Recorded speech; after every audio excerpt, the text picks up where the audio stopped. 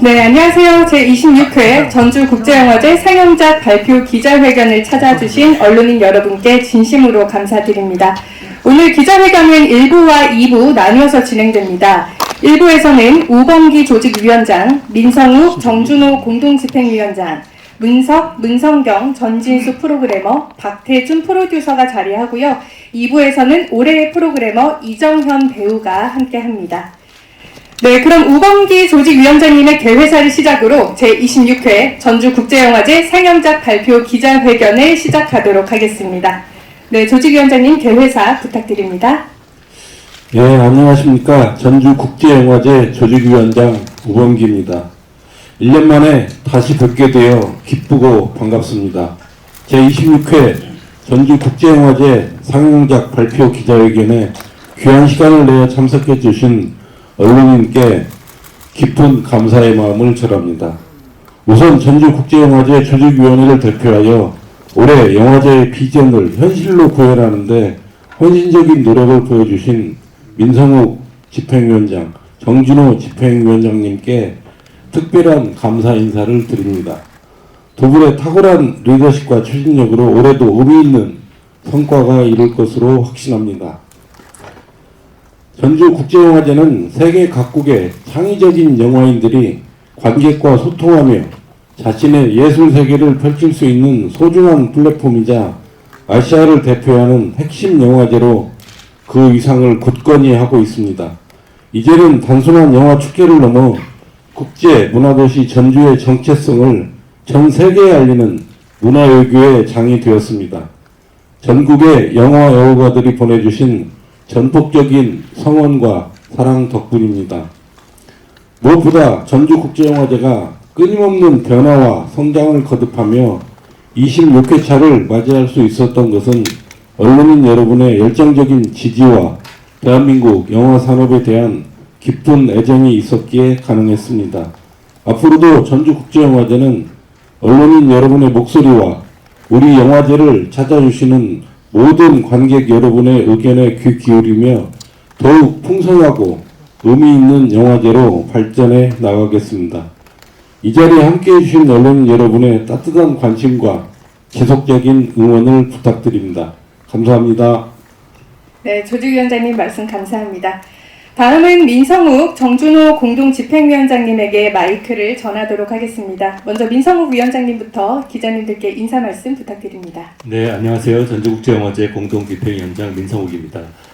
시국도 어수선하고 이렇게 날씨도 쌀쌀한데도 불구하고 상영작 발표 기자회견을 찾아주신 기자님들께 깊은 감사 인사드립니다. 전주국제영화제가 올해 26회라는 의미 있는 해를 맞이했습니다.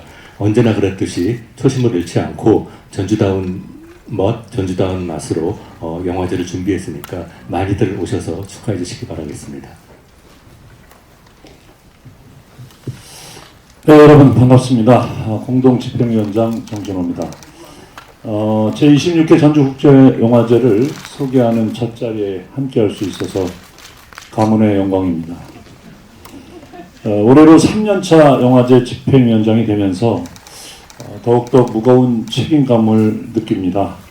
영화제를 통해서 전주라는 도시와 영화 산업계가 발전할 수 있도록 계속해서 최선의 노력을 다하도록 하겠습니다. 올해 전주국제영화제도 언론인 여러분들의 많은 관심과 응원 부탁드리겠습니다.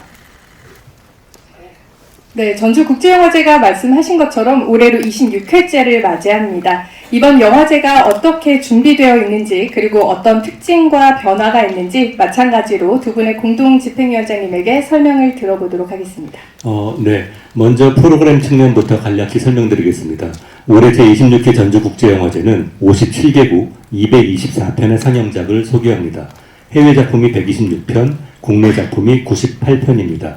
이 중 전주국제영화제를 통해 전세계 최초로 공개되는 월드 프리미어 작품은 총 80편입니다.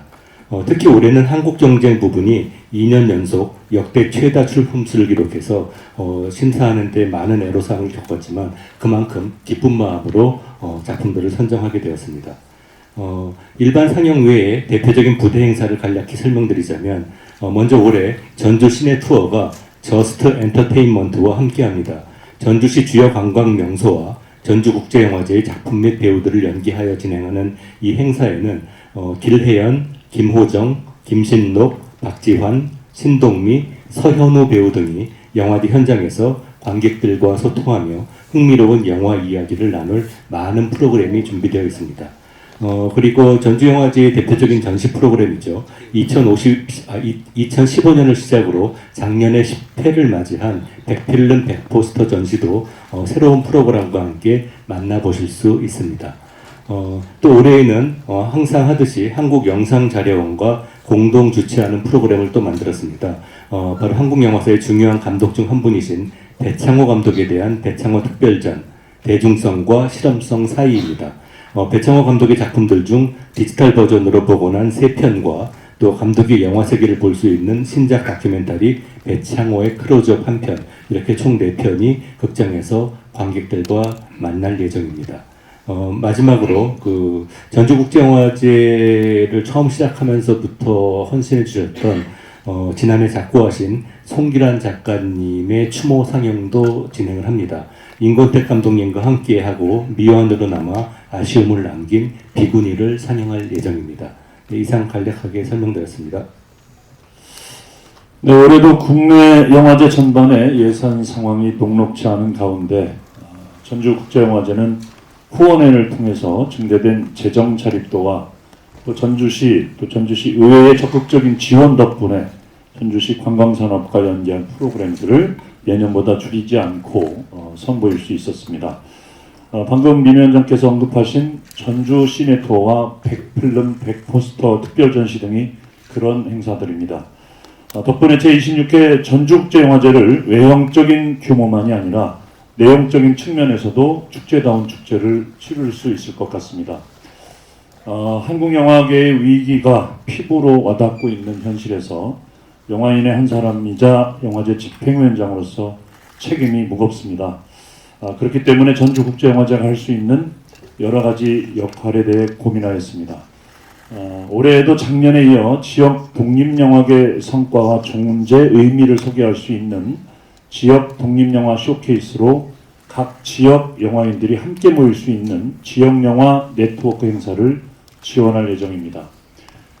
나아가 보다 다양한 분들이 영화를 즐길 수 있는 축제를 위해 전주국제영화제와 마찬가지로 26회를 맞이한 가치봄 영화제와 MOU를 체결, 가치봄 영화의 날을 운영해 누구나 찾아와 영화를 볼 수 있는 극장을 만들려고 합니다. 올해도 전주국제영화제는 독립 대한 영화인들의 국제적 교류의 장이 되고 보다 다채로운 프로그램으로 작품과 관객이 만나 진행되는 풍성한 축제가 될 것입니다. 여러분들의 많은 관심과 애정 부탁드리겠습니다. 네, 정준호 집행위원장님이 말씀하신 것처럼 외형과 내형을 모두 갖춘 전주국제영화제 기대하셔도 좋을 것 같습니다. 다음으로는 올해 상영작에 관한 이야기를 나눠보겠습니다. 개막작은 문성경 프로그래머, 폐막작은 문석 프로그래머님이 이어갈 텐데요. 올해 개폐막작 소개 영상부터 보고 오시겠습니다.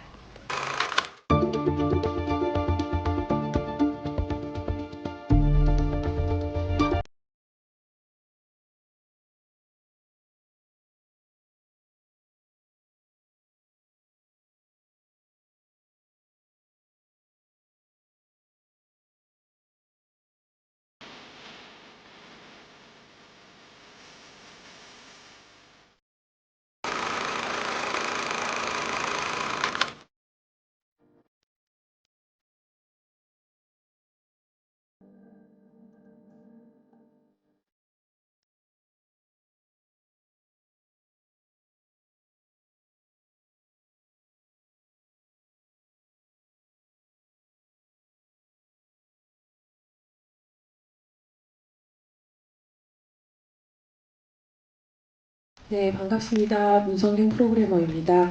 26회 전주국제영화제 개막작은 루마니아 출신의 라두주데 감독의 콘티넨탈 25입니다. 이 작품은 올해 베를린 영화제에서 은곰상, 각본상을 수상한 작품이고요. 최근 영화계가 가장 궁금해하는 감독의 신작이라고 할 수 있겠습니다. 최근에 이제 유럽에서는 젊은 거장이라는 말이 나올 정도로 굉장히 관심이 많고, 지난해 베를린 영화제 심사위원도 역임한 바 있습니다. 또 작년에는 로카르노 영화제에서 지금 종말이 오더라도 너무 큰 기대는 말라라는 전작으로 심사위원 특별상을 수상하기도 했습니다. 개막작 콘티넨탈 25는 간단하게 줄거리를 말씀드리자면 주인공이 예상치 못한 죽음을 목격을 하게 되면서 이후에 이제 심리적 회복을 하는 과정과 또 행정적 절차를 밟으면서 겪는 사회적 모순과 관습을 통해 관객에게 어떤 질문을 던지는 영화입니다. 이 영화는 전체가 스마트폰으로 한 기종의 스마트폰으로 촬영이 됐습니다. 그래서 영화 끝나고 크레딧을 보시면 확인을 하실 수가 있는데요. 라두주데 감독이 2018년 이전에는 굉장히 고전적인 영화를 많이 만들어 왔습니다. 루마니아의 서구풍의 영화를, 이제 웨스턴 종류의 영화를 만들 정도로 굉장히 전형적이라고 할 수도 있는 형식의 영화를 만들다가 2018년 이후로 급격한 변화를 통해서 격렬하게 현대성을 강조하는 영화를 제작을 하고 있습니다. 그래서 시대에 맞는 어떤 영화 언어라던가 동시대에 벌어지는 일들을, 사회 정치적인 이슈를 다루고 있는데요.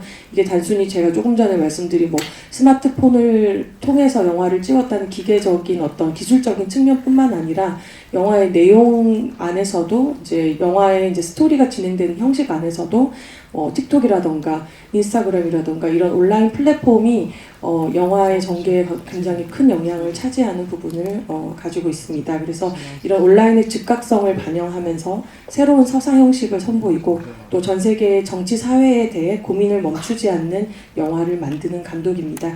이 시대를 대표하는 작가 라두주데 감독의 작품을 개막작으로 상영할 수 있게 돼서 영광으로 생각합니다. 안녕하세요. 프로그램 문석이라고 합니다. 제가 폐막작을 소개하겠습니다. 이번 전국제영화제의 폐막작은 김호경 감독의 기계의 나라에서입니다. 김호경이라는 이름을 낯설어 하시는 분들이 좀 있을 텐데요. 김호경 감독은 40년 동안 다큐멘터리 작가로 활동해왔고 또 여러 편의 다큐멘터리를 제작했습니다. 곧 개봉하는 4.3 사건 이야기죠. 목소리들도 김호경 감독이 제작했습니다. 기계의 나라에서는 김호경 감독의 연출 데뷔작으로 한국의 다양한 노동 현장에서 일하고 있는 네팔 출신 이주 노동자에 대한 다큐멘터리입니다. 이런 소재는 사실 방송이나 뉴스를 통해서 많이 다뤄져서 익숙하다고 생각하실지 모르겠지만 이 영화는 우리 눈으로 바라본 네팔 이주 노동자에 대한 이야기가 아니라 네팔 노동자의 눈으로 비춰진 우리 한국의 이야기를 보여준다는 데서 확실한 차별점을 갖습니다. 네팔 노동자 35명의 시를 담은 여기는 기계의 도시란다 라는 시집을 바탕으로 이방인을 대하는 우리의 벌거벗은 모습을 보여주는 영화입니다. 그리고 시와 다큐멘터리의 만남이라는 점에도 관심을 기울여 주시면 더욱 흥미롭게 보실 수 있을 것 같습니다. 감사합니다. 네, 지금까지 개폐막작 소개를 들어봤고요. 다음으로는 국제경쟁 소개를 이어가도록 하겠습니다. 영상을 먼저 시청한 다음 전진수 프로그래머의 설명을 들어보도록 하겠습니다.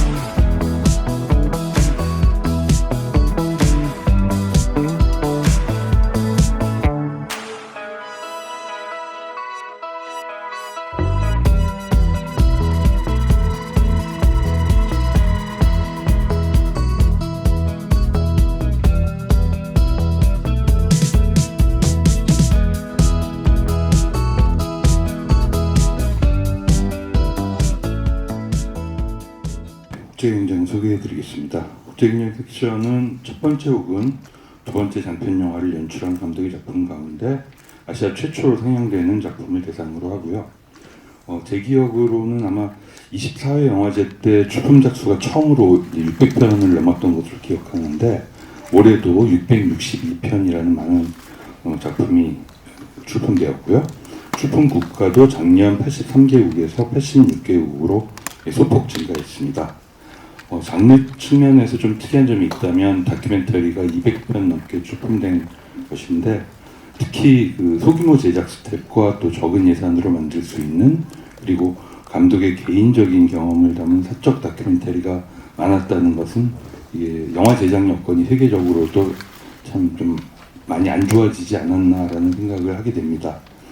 예심을 거친 10편의 선정작 가운데 6편이 감독의 데뷔작이고 4편이 두 번째 작품인데 뭐 그런 어려운 여건 속에서도 감독님들이 복잡하지 않지만 좀 깊이 있고 또 감동과 여운이 길게 느껴지는 작품들이 많았다는 것이 그 예술적 고민이 굉장히 깊었다라는 점을 말해주고 있고요. 5월 6일에 열릴 시상식에서 또 어떤 작품이 수상하게 될지 저도 궁금한데 많은 관심도 부탁드리겠습니다. 감사합니다. 네, 말씀 감사합니다. 다음으로는 한국 경쟁과 한국 단편 경쟁 부문 소개를 들어볼 텐데요. 마찬가지로 영상을 함께 보신 후 문석 프로그래머님이 설명을 이어가도록 하겠습니다.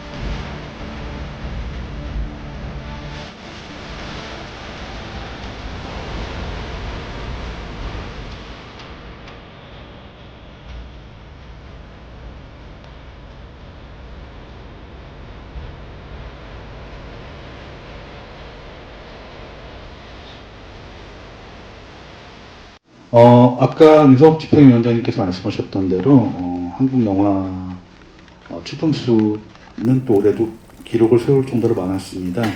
한국경쟁 부문 같은 경우 지난해보다 31편이 늘어난 165편이었고 한국 단편 경쟁은 178편이 증가한 1510편, 비경쟁 부문은 26편이 증가한 114편, 여기에 지역 공모작까지 모두 1835편이 접수됐습니다. 이 자리를 빌어서 영화를 보내주신 모든 감독님들께 감사 인사를 보내드립니다. 올해 한국경쟁과 한국단편경쟁 부분 심사는 역대급으로 까다로웠습니다. 작품 수가 늘어난 것도 영향이 있었지만 영화들의 전반적인 수준이 올라간 게 더 큰 문제였던 것 같습니다. 한국경쟁 심사는 저희 세 프로그래머들과 한국단편경쟁 심사에 참가한 예심위원들 모두 고민을 거듭했습니다.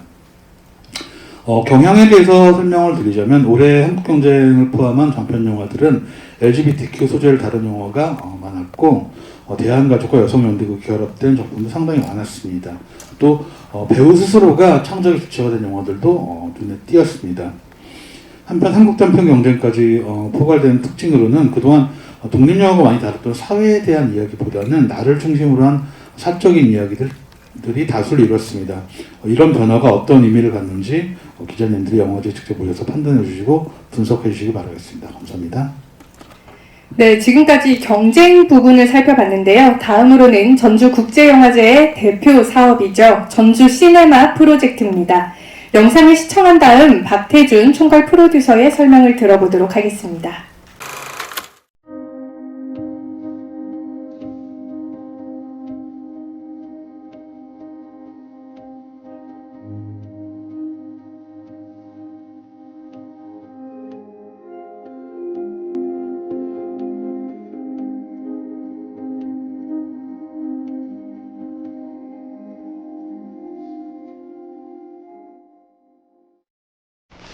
전주 시네마 프로젝트는 저예산 장편영화 및 독립영화 제작 활성화를 도모하기 위해 투자자로서 영화 제작에 관여하는 프로그램입니다. 전주 시네마 프로젝트를 거쳐한 작품들이 많은데요. 재작년에 삼사라의 베를린 영화제 인카운터스 섹션 심사위원 특별상에 이어서 작년에도 다이렉트 액션의 동 섹션 작품상 수상, 다큐멘터리 부분 심사위원 특별언급과 시네마 딜의 그랑프리 수상, 그리고 구리 및 그림자를 숨길 때의 산세바스티안 국제영화제 오리선테스 라티너스 경쟁 부문 개막작 선정, 그리고 제자리에 있는 건 없다의 카렐로 비바리 국제영화제 프록시마 경쟁 부분 선정과 아다나 골든볼 국제영화제 감독상 심사위원 특별상 등 매해 주요 영화제의 수상을 이어오고 있습니다. 이것은 전주 시네마 프로젝트의 작품들을 세계 영화인들도 인정하고 있는 바라고 이제는 뭐 함께 가고 있다 이렇게 이제 받아들일 수가 있는데요. 저희 그 작년 선정작 중에 해외 선정작이 마르타 뽀피보다 감독의 바디인 플루럴이라는 기대작이 있는데 작년 12월에 세르비아에서 이제 촬영을 70% 이상 진행을 하고 있다가 소요 사태가 발발을 했습니다. 그래서 올해 1, 4분기 내내 지금 확산일로를 걷고 있어서 촬영이 지금 재개를 못하고 있는 상황이어서 안타깝게도 올해는 만나볼 수가 없게 됐는데요. 거기도 여기도 하루빨리 사회가 안정적으로 돌아올 수 있기를 기원하는 바입니다.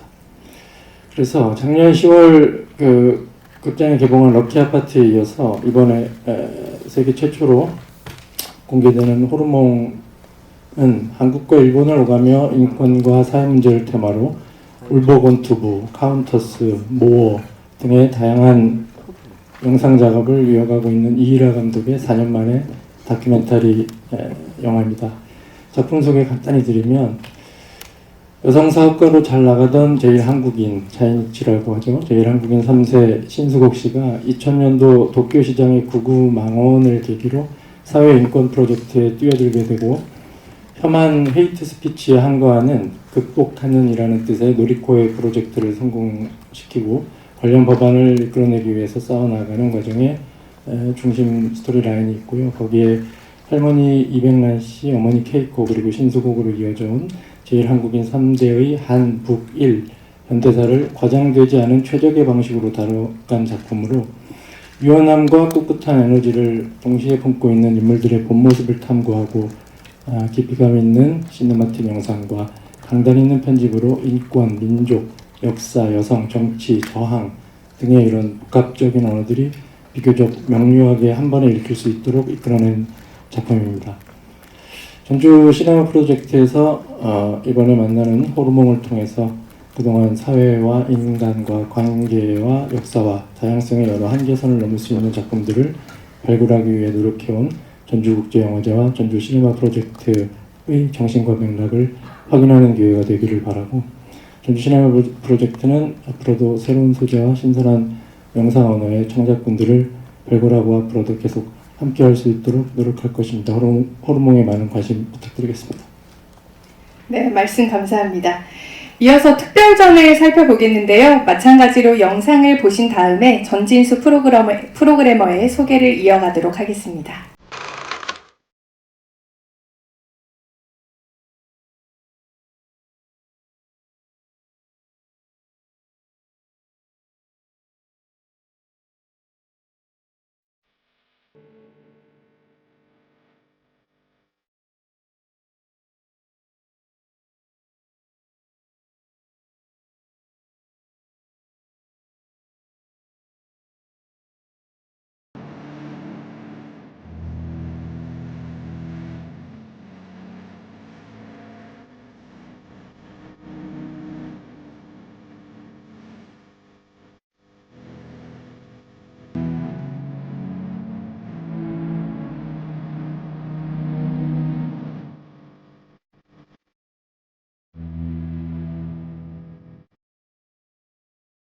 작년 12월 이후에 대한민국 민주주의가 위기에 빠졌고, 지난 몇 달 동안 우리들은 또 많은 혼란을 겪어야 했고요. 우리가 겪어야 할 혼란과 후유증이 또 얼마나 지속될지 아직 가늠이 되지 않는 상황에 놓이게 되었습니다. 전주국제영화제에서는 다시 민주주의로라는 특별전을 통해서 우리와 비슷한 상황을 이미 겪었거나 또 현재도 겪고 있는 세계 여러 나라의 정치 상황을 다룬 6편의 다큐멘터리들을 준비했습니다. 스티브 핑크 감독의 마지막 공화당원은 2021년 미국 국회의사당 습격 사건 이후에 트럼프 탄핵에 찬성표를 던진 공화당원의 이야기입니다. 에담 킨징거라는 국회의원의 이야기고요. 그 소동 이후 킨징거가 임기를 마칠 때까지의 몇 달을 카메라가 팔로우를 합니다. 소신을 지킨 정치인이 당으로부터 따돌림 받는 모습, 우리에게도 이제는 익숙한 일이 되었죠. 그리고 산드라 코우트 감독이 만든 브라질 대선의 기록 역시 우리와 또 매우 비슷한 상황을 담고 있습니다. 2022년 브라질 대통령 선거의 선거운동부터 또 룰라 대통령 취임 이후에 극우 지지자들이 국회의사당과 대법원을 습격했던 사건, 그리고 또 26년 동안 사용되어 온 전자투표에 대한 부정선거 의혹, 그리고 또 종교가 또 정치에 관여하려는 시도 등 격동의 브라질 정치를 기록했습니다.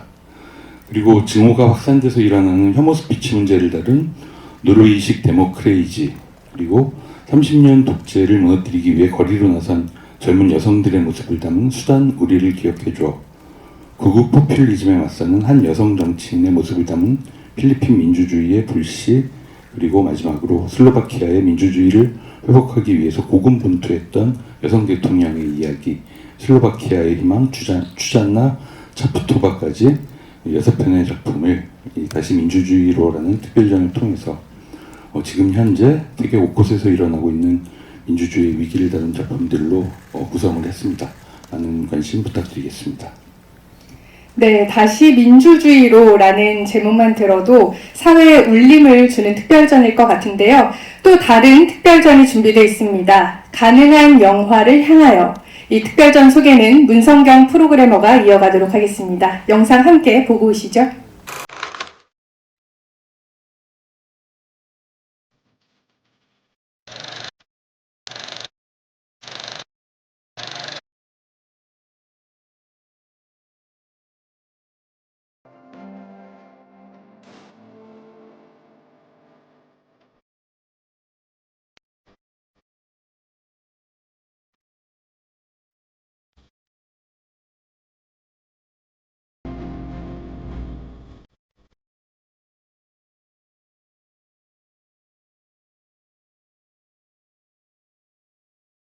네, 전주국제영화제가 2000년도에 굉장히 한국 사회와 영화계 획기적인 화두를 던지면서 시작됐었습니다. 그래서 제가 올해 프로그래머가 된 지 이제 7회차인데요. 7번째 영화제를 준비를 하고 있는데, 늘 그 7년의 기간 동안 전주의 정신은 무엇인가? 라는 질문, 그리고 다음 새롭게 우리가 던져야 될 화두는 무엇인가? 라는 것이 늘 저에게는 숙제였습니다. 그래서 이제 그간 나온 수많은 키워드가 있잖아요. 뭐 자유, 독립 등 여러 가지 키워드가 있는데 오랜 시간 동안 고민하면서 지금까지 나온 키워드 혹은 전주의 정신을 관통하는 것은 무엇일까라는 고민 끝에 대안이라는 단어를 찾았습니다. 필름의 대안으로서 디지털을 제시하면서 영화제가 시작이 됐고요. 또 주류 영화의 대안으로서 독립 영화를 제시하면서 영화제가 이어오고 있습니다. 또한 최근에는 영화 표현의 관습으로 대안의 실험적이고 혁신적인 영화를 소개하고 있습니다. 그렇다면 이 시점에 전주국제영화제가 말해야 하는 정신은 무엇인가? 이 시점의 대안은 무엇인가? 라는 질문을 던졌을 때 제가 이제 아주 정답은 아니지만 말할 수 있는 어떤 가능성이 있다면 모두가 이제 거대 플랫폼을 바라보면서 더 많은 수익을 내길 원하고 돈만 많이 벌면 이제 모든 것이 해결된다고 생각을 하는 시대가 왔다고 생각이 됩니다. 그래서 전주가 제시하는 대안은 가능한 영화라는 단어로 영화의 가치, 문화의 가치, 그리고 돈으로 대체될 수 없는 어떤 것의 가치를 제시하려고 합니다. 그렇다면 가능한 영화는 무엇이냐라는 질문을 해주실 수 있는데요. 하나, 자본의 제약을 벗어난 영화라고 저는 생각합니다. 독립적인 정신으로 만드는 주체적인 영화고요. 가능한 예산에서 창의적인 결정으로 제작되는 영화를 뜻합니다. 또 다른 하나는 자신만의 비전을 가진 영화라고 생각합니다. 뚜렷한 자신만의 영화 세계를 구축하고 영화 비전이 있는 창작자들이 대체 불가능한 어떤 작가로서의 영화를 만드는 것이라고 생각을 하고요. 마지막 하나는 지속성을 유지하는 영화입니다. 돈이 모일 때까지 기다리고 사람이 모일 때까지 기다리고 무언가를 계속 기다리면서 영화를 지속하지 않는 것은 아니라는 생각이 들어서 영화 제작이라는 행위를 지속적으로 실천하는 일종의 장인정신 같은 것을 가지고 있는 영화를 저는 가능한 영화라고 봤습니다. 올해 섹션에서 소개하는 아웃팀의 영화는 가능한 영화를 만들어도 자신만의 세계를 구축한다면 어떤 거대한 영화적 성취를 이룰 수 있다는 것을 보여주는 인물들과 영화들입니다. 예를 들면 알베르세라로 대표되는 안더그라운드 제작사는 칸 영화제의 대부분의 영화가 거의 초청이 되었고 최근 신작은 전주영화제에서도 상영을 하죠. 고독의 오후는 산세바스찬 영화제에서 소개가 됐습니다. 그리고 엘 밤페로 시내에서 소개한 거의 대부분의 영화는 베니스 영화제에 초청을 받습니다. 그리고 트라비스 윌커슨, 테드 펜트 등과 같은 감독들은 베를린의 사랑을 받고 있습니다. 즉 영화인들이 갈 수 있는 곳은 영화의 예상과는 상관이 없다. 많이 열려 있다. 라는 것을 증명하는 사례라고 생각을 합니다. 그래서 한국의 많은 감독님들, 제작자들, 그리고 창작자들, 영화 공부를 하는 학생들이 이번 특별전의 영화들을 보아주시고 또 그분들의 대안적인 제작 사례를 저희가 인터뷰집으로 출판물을 발간을 합니다. 그래서 그 제작 사례를 참고해서 어떤 새로운 제작 방식, 대안적인 제작 방식, 그리고 이미지의 상상 방법 등을 배웠으면 좋겠다는 생각이 들었습니다. 또한 당연히 전주국제영화제도 이런 영화들이 많이 지속적으로 소개되고 또 작가로 주목받을 수 있도록 그 성취를 잘 주목하려고 합니다. 또한 계속해서 영화가 만들어질 수 있도록 전주영화제가 지속적으로 지원하겠습니다. 감사합니다. 네, 특별전 가능한 영화를 향하여 문성경 프로그래머님의 소개까지 들어보았는데요. 오늘 기자회견은 앞서 말씀드린 것처럼 1, 2부 나뉘어서 진행됩니다. 1부 내용에 대해서 기자님들 궁금하신 사항이 있을 것 같은데요. 먼저 1부 기자회견에 대해 질의응답을 받도록 하겠습니다. 정준호 집행위원장님께 간단하게 좀 질문을 드리고 싶은데요. 앞서 말씀해 주신 것처럼 전주국제영화제가 제한된 예산 속에서 그 영화제의 질적 수준을 유지하기 위한 어떤 구상들이 있었는지 궁금하실 것 같아가지고요. 답변 부탁드립니다. 네, 말씀하신 대로 지금 국내 경기가 녹록치가 않습니다. 그리고 이 먹고 사는 문제가 대두되다 보니까 이 삶의 여유가 없어진 것 같아요. 그러다 보니까 이제 영화를 보는 그 시간이 그리 행복해 보이지는 않는 것 같습니다. 그래서 저희도 이제 영화제를 준비하면서 다른 어느 해보다도 기업 후원이 쉽지가 않더라고요. 그래서 올해도 그래도 큰 금액은 아니지만 또 전주국제영화제 후원회를 통해서 많은 분들이 이렇게 참여를 해주셨고 결국은 뭐 전체적으로 정부 예산이 세수 부족으로 인해서 많은 부분이 이제 줄어들었기 때문에 각 부처별로 예산이 다 줄어서 저희 영화제에도 그 타격이 좀 있습니다. 그런데 전주시에서 또 이 다양한 프로그램에 지역 관광 부분과 연계해서 지원을 좀 많이 해주셨고 또 전주시 의회에서도 많은 경영화 또 후원을 해주셔서 올해도 작년보다 좀 더 풍성한 프로그램들을 많이 준비를 했고요. 무엇보다도 해외에서 초청하는 우리 심사위원분들 또 관계자분들 초청할 때 또 항공사에서도 적극적으로 지원을 해주셔서 그래도 부족하지만 많은 도움을 받아서 올해도 준비를 많이 했습니다.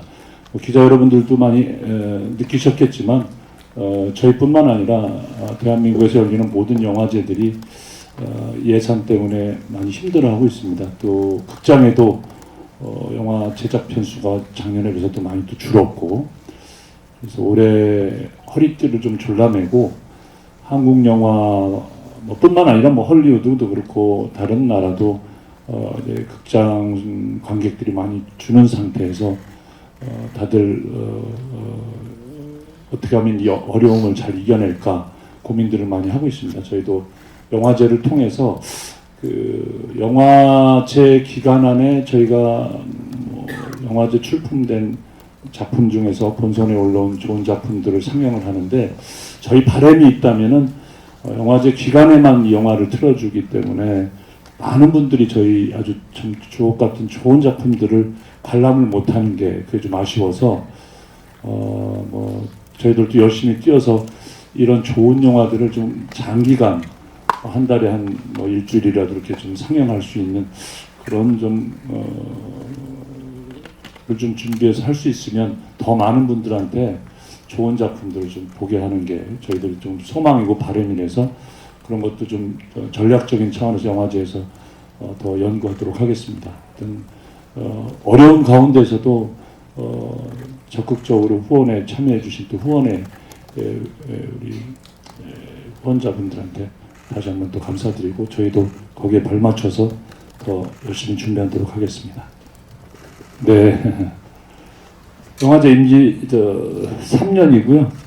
집행위원장 3년이고 올해가 이제 3년차 마지막 해입니다.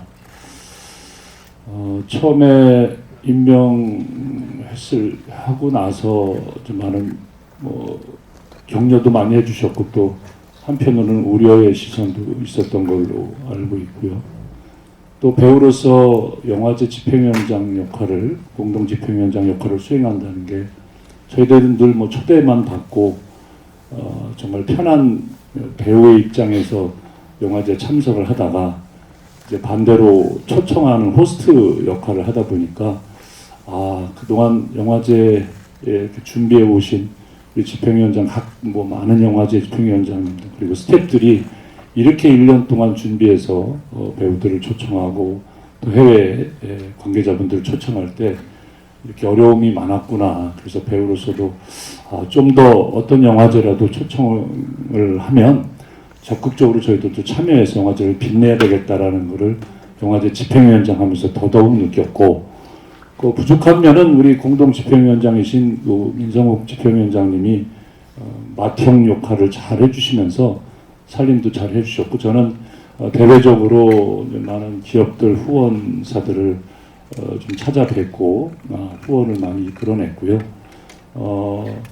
글쎄 저는 부족하다기보다는 배우로서 집행위원장을 수행하는데 장점이 더 많았던 것 같아요.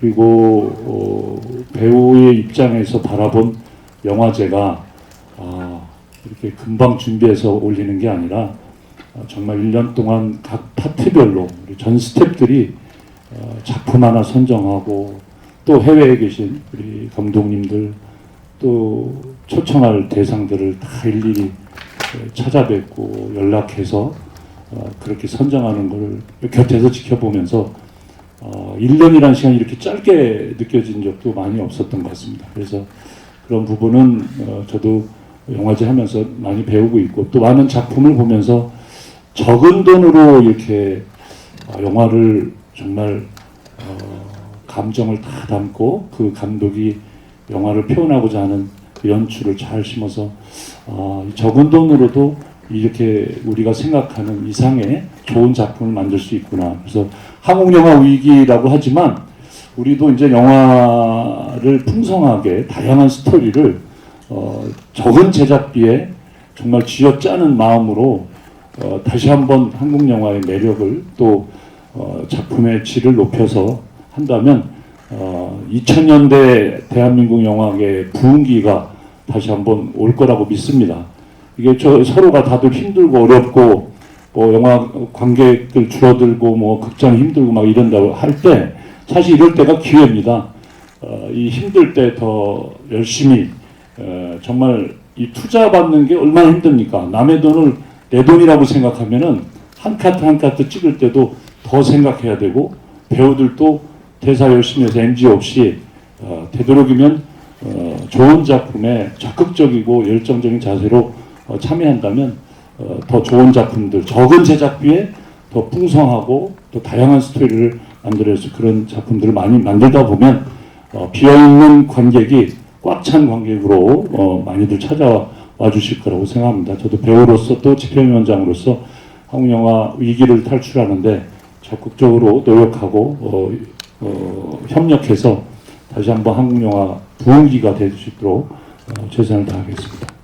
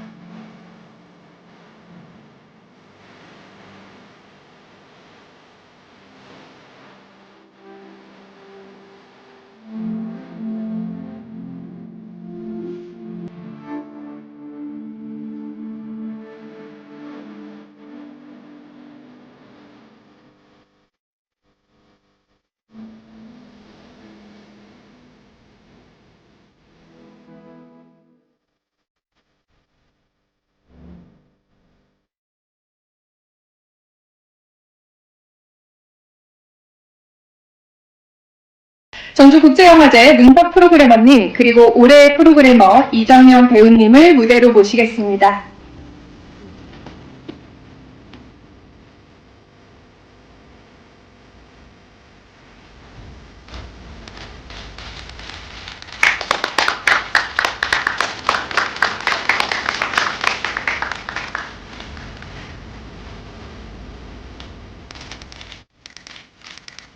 네, 배우님 너무 아름다운 분홍색 원피스를 입으셨는데요. 지금부터 두 분과 함께 제2스페셜 올해 프로그래머에 대해 이야기를 나눠보겠습니다. 먼저 문석 프로그래머님, 이정현 배우님 소개 좀 부탁드립니다. 네, 제2스페셜 올해 프로그래머 이 행사는 올해로 5번째를 맞습니다. 올해 주인공 굳이 설명 안 드려도 아시겠지만 멀티 엔터테이너 이정현 배우님입니다. 그러니까 일개 영화제 프로그래머가 이정현 대단한 엔터테이너이신 이정현 배우님을 소개한다는 게 되게 그런데요. 그래도 다 아실 거고. 근데 그럼에도 불구하고 간략하게 정리하자면 이정현 배우님 15살 나이로 장선호 감독님의 꽃잎에서 주인공을 연기했고 모두 천재가 나타났다라고 얘기를 했었고요. 그러다 1999년에 갑자기 가수로 변신을 하더니 와 박거로 테크노 열풍을 한반도를 흔들었습니다.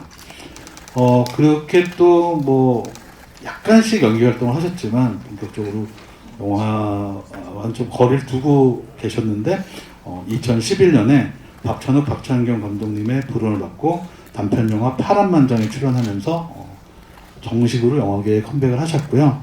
이후에 범죄소년, 명량, 성실한 나라 앨리스, 군함도 반도 헤어질 결심 등에 출연하는 한국을 대표한 톱티어 배우로 자리매김하고 있습니다. 그럼 이정현 배우님 인사하시면 좋겠습니다. 안녕하세요. 배우 이정현입니다.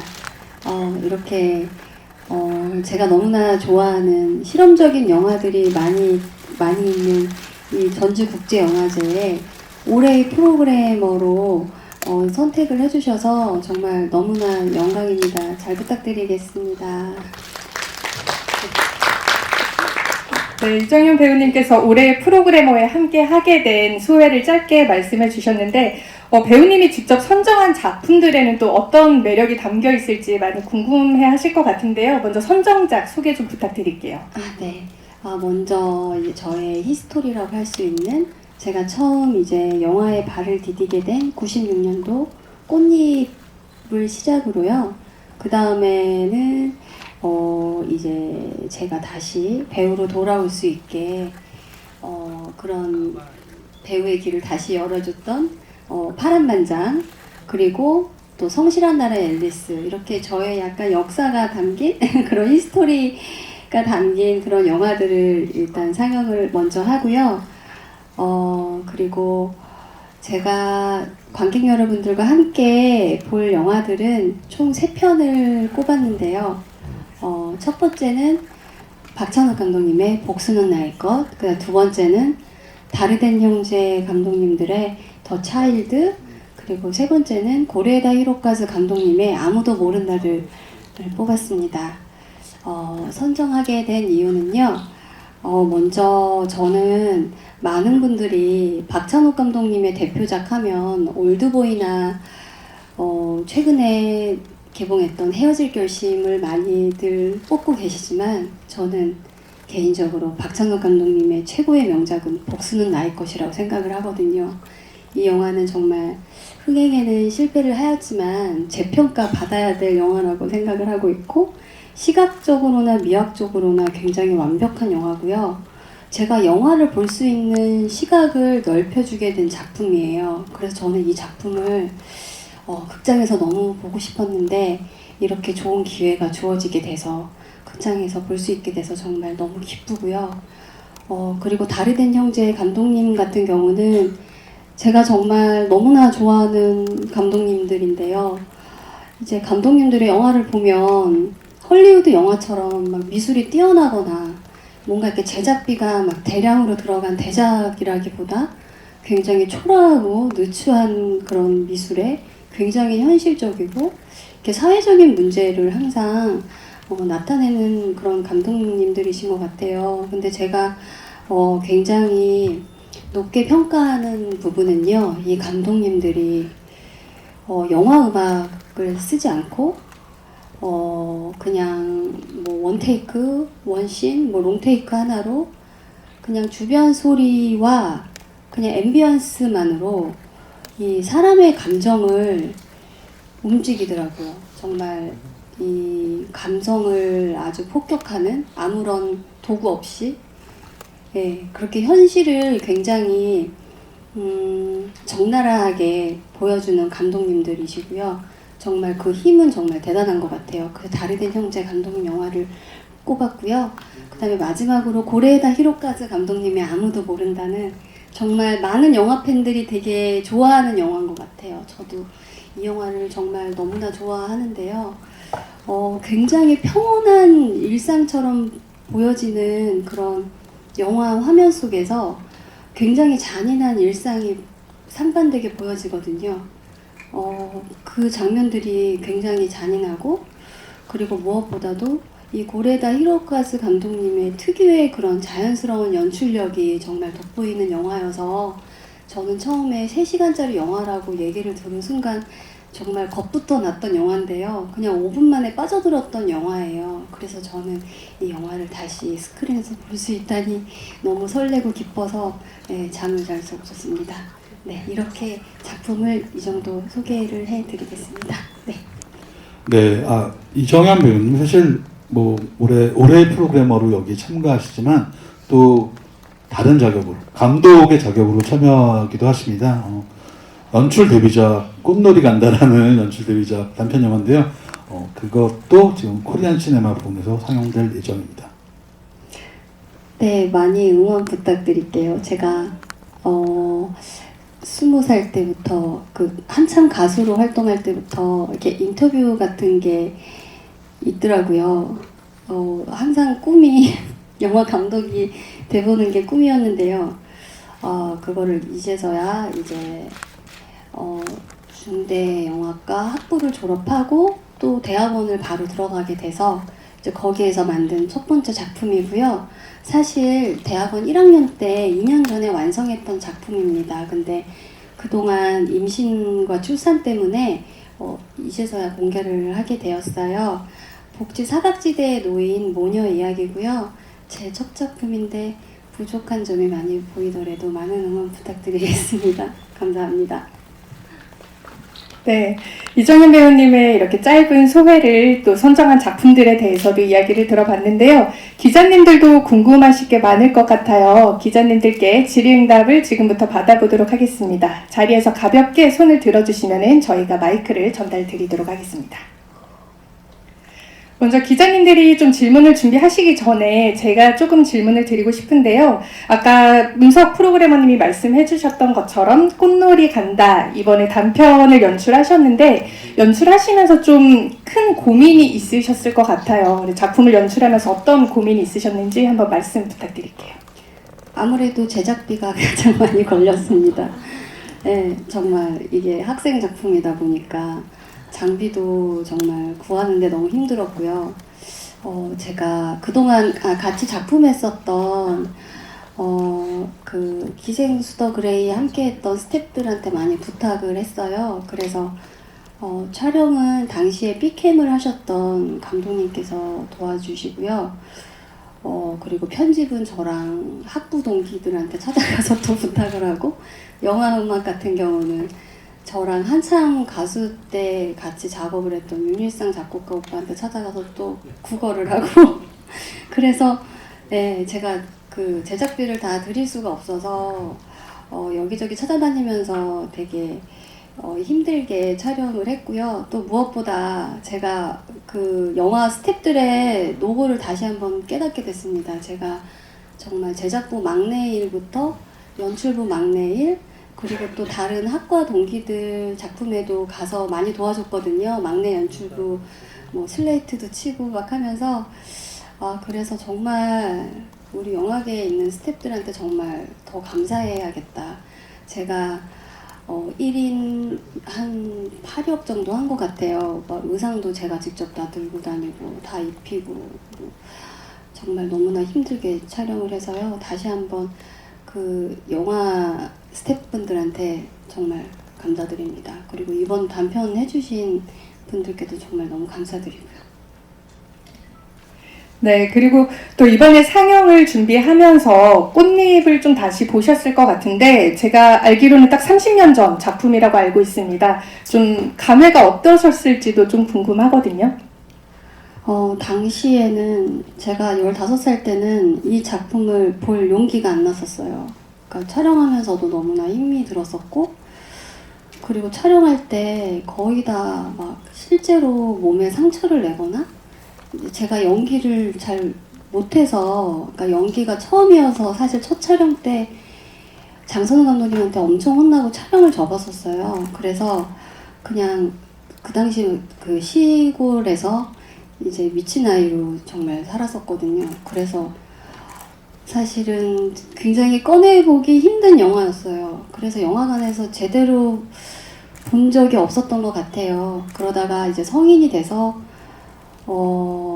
박찬욱 감독님을 또 박찬욱 감독님 말씀을 또 드리는데요. 저를 영화계로 다시 인도해 주신 분이기 때문에 박선우 감독님께서 꽃님 얘기를 하시면서 이 영화를 잊으면 안 된다고, 그 당시에 필름 영화였고 VHS만 밖에 없었거든요. 근데 그 한국 영화진흥공사인가 어디를 찾아가셔서 직접 DVD로 이제 그 꽃잎을 그 카피를 하셔서 저한테 이거는 네가 소장하고 항상 봐야 될 영화다. 정말 자긴 뭐 최고의 영화다 막 하시면서 그 영화를 주셨을 때 굉장히 부끄러웠었어요. 그래서 다시 성인이 된 다음에 꽃잎을 봤는데 정말 이 광주의 아픔을 굉장히 시적으로 광적으로 대단한 에너지로 연출을 하신 것 같더라고요. 그래서 정말 장선우 감독님 당시에도 굉장한 거장이셨지만 정말 정말 보면서 깨달았습니다. 정말로 이 광주 5.18을 이렇게 시적으로 표현을 하시다니 정말로 좋은 작품이라고 느꼈습니다. 근데 정말 이제 스크린에서 보는 거는 한 15년 만인 것 같아요. 제가 2010년도에 꺼내봤거든요. 꽃잎을 다시. 그러고 되게 오랜만에 보는 거라 스크린에서 제대로 보는 건 저도 처음인 것 같아요. 그래서 굉장히 설레입니다. 그리고 장선우 감독님, 잠수를 타셨던 장선우 감독님께서 제가 감독님 꼭 이 영화 같이 보고 싶어요. 좀 와주세요. 관객과의 대화도 함께 좀 부탁해요. 해서 이번에 참석을 해주세요. 그래서 정말 성인이 돼서 다시 한번 꺼내보는 영화라서 너무나 설레입니다. 네, 기자님들께서도 전주국제영화제 제2스페셜 올해 프로그래머 계속 기대해 주시길 바라고요. 기자님들 혹시 질문이 아까 전에 연출 데뷔작으로 복지 사각지대에 내몰린 모녀의 이야기를 이제 다룬다고 소개를 해주셨는데, 이러한 소재를 어떻게 하다가 영화화해야겠다라고 좀 결심을 하시게 됐는지 그 배경과 계기가 궁금하고요. 두 번째 질문은 앞서서 이제 5가지 작품을 소개해 주셨잖아요. 굉장히 좋아한다고 하시고 팬이라고 하셨으니 이제 한 번 보시진 않았을 것 같아요.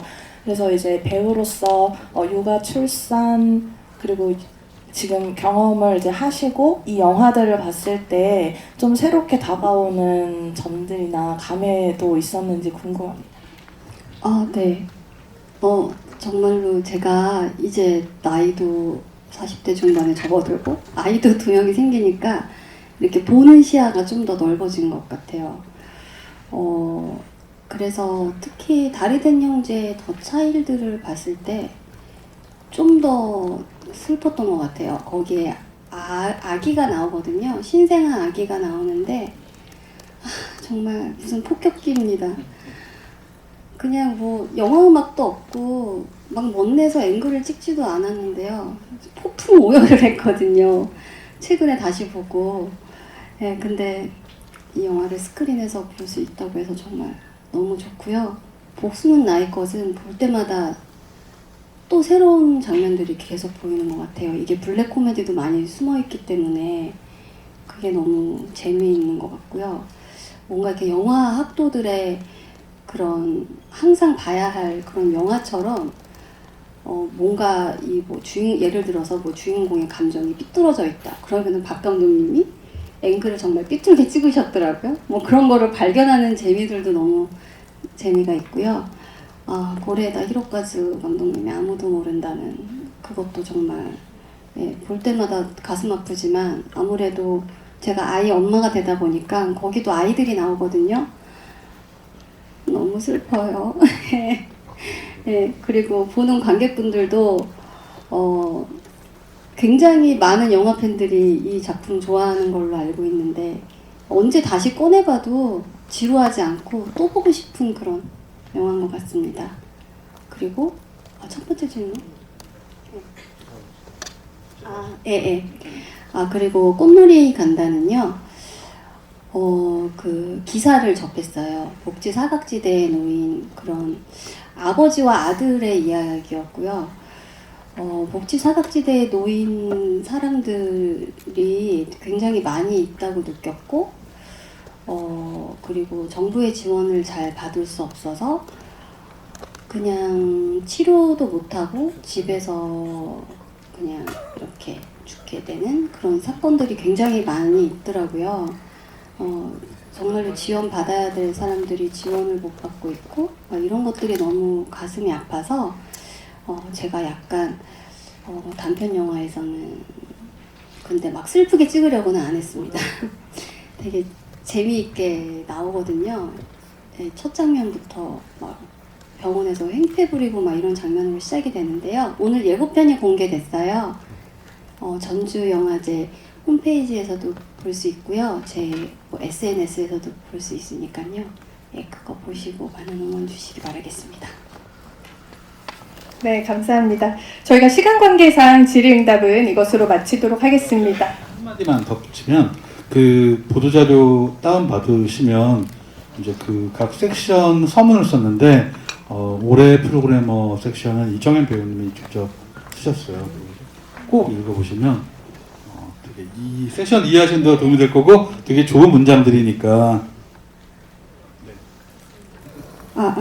네. 너무 떨려서 오늘 말을 제대로 잘 못했던 것 같은데요. 제가 썼던 글도 잘 읽어주시길 바라겠습니다.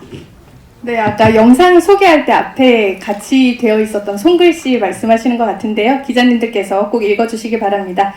이후 궁금하신 사항은 저희 전주국제영화제 홍보팀으로 문의 주시면은 저희가 또 응대하도록 하겠습니다. 오늘 사진 기자님들도 많이 오셨는데요. 지금부터 사진 촬영을 진행하도록 하겠습니다. 무대를 잠시 정리하고요. 참석자 여러분께서는 1열에서 대기해 주시기 바랍니다.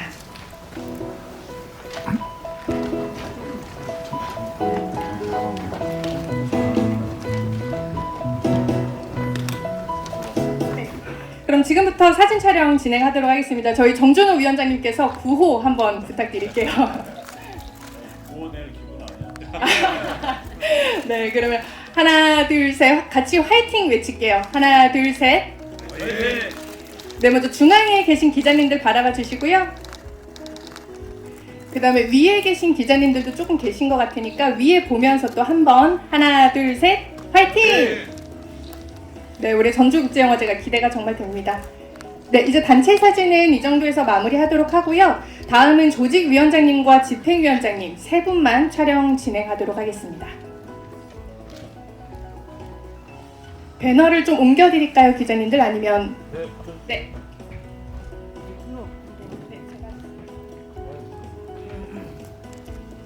간격은 괜찮으신가요, 기자님들? 조금 더 붙여주시기 바랍니다. 네, 밝게 웃으면서 저희 또 사진 찍도록 하겠습니다. 먼저 중앙부터 바라봐 주세요. 하나, 둘, 셋. 같이 화이팅 한번 할까요? 하나, 둘, 셋. 화이팅! 네, 기자님들 괜찮으신가요? 네, 마지막으로 이제 올해의 프로그래머 이정현 배우님 솔로 단독샷 진행하도록 하겠습니다.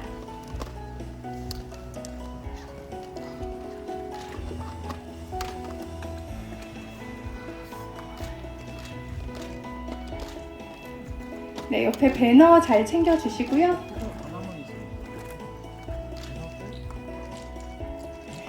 네, 먼저 배우님 여기 중앙에 계신 기자님들 먼저 바라봐 주시고요.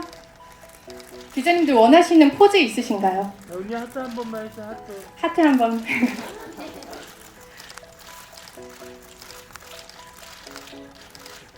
그 다음 우측에도 기자님들이 좀 계셔서요. 네. 네, 그럼 저희 기자님들 괜찮으신가요? 네, 감사합니다. 네, 배우님 고생하셨습니다.